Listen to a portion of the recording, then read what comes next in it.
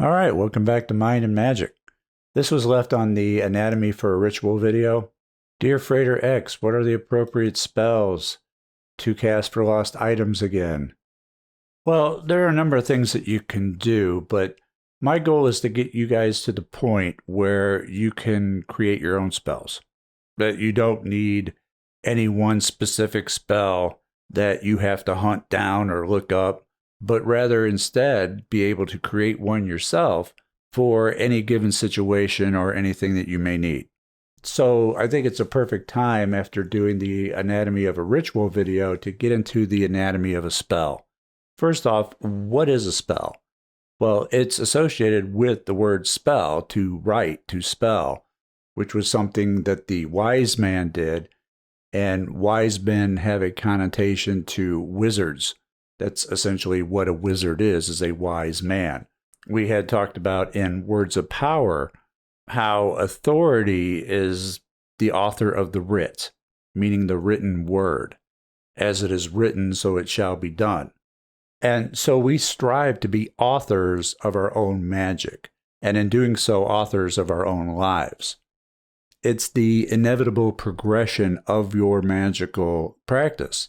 Once you've had a certain degree of success with magic, it's time to take that next step and be able to create your own spells, which, has a certain stereotype around it. Witches cast spells. But for a lack of a better definition, it's simply the intention of your magic. What is the thing that you are trying to accomplish in the main portion of your magic ritual? We went through all the preliminary stuff in the last video, and we said there was a main portion of your ritual. That's the part that we need to craft. And this really isn't as difficult as one may think, because we've said that the engine behind magic, the driving force that manifests things into your life, or banishes as the case may be, is the subconscious mind. And the subconscious mind has a specific language, and that language is called symbolism. Your job in crafting your own spells is to be able to communicate to your subconscious mind what it is that you want it to do, and you do this through symbolism. That's really all it is. If you can come up with some really good symbolism to present in your main ritual, detailing out what you want it to do, then you will have a very potent spell. In the Advanced Tarot course, we talked about tarot magic, because tarot is in itself a highly potent symbol set. We could just take the 3-card example of past, present, future. Well, in the past, let's say you used the 5 of Pentacles, showing that you had suffered a loss. Maybe someone stole the item. Perhaps not, but perhaps they did. For the card of the present, we could use the 7 of Swords, reversed, symbolizing the thief getting caught. And then for the future, we have the Ace of Pentacles, symbolizing your item being found or returned to you, or compensated in some way. We want to leave it open-ended for the subconscious to determine that, as we don't want to put any unnecessary restrictions upon it. And then in your main ritual, you would move from card to card to card, and you know what to do because it's in the Advanced Tarot course. But that's the anatomy of a simple spell, as you are symbolizing what it is that you want to occur. You're walking it through. The soap ritual from the Fire and Water program, where the soap symbolizes the thing that you're wanting to remove from your life. Every single bit of it is symbolism. And I went on about symbolism early on in the YouTube videos, but I haven't really talked about it in a while. But it is the engine that magic runs on. The better you are at knowing your symbolism, or just coming up with things to symbolize something, the better you're going to be at magic. And certainly with crafting your own spells, correspondences, and symbolism. So many magical practitioners spend a lot of time reading and studying how to do specific spells, entire grimoires and libraries on specific spells for specific purposes. But really, you're better off expanding your knowledge base on correspondences and symbolism than learning a library's worth of specific spells. And I mean, I get it. They keep being published because they're in demand. Nobody wants to put in the work of having to craft their own or experiment with their results. They want a tried and true tested spell that has worked for other people because they also want it to work for them.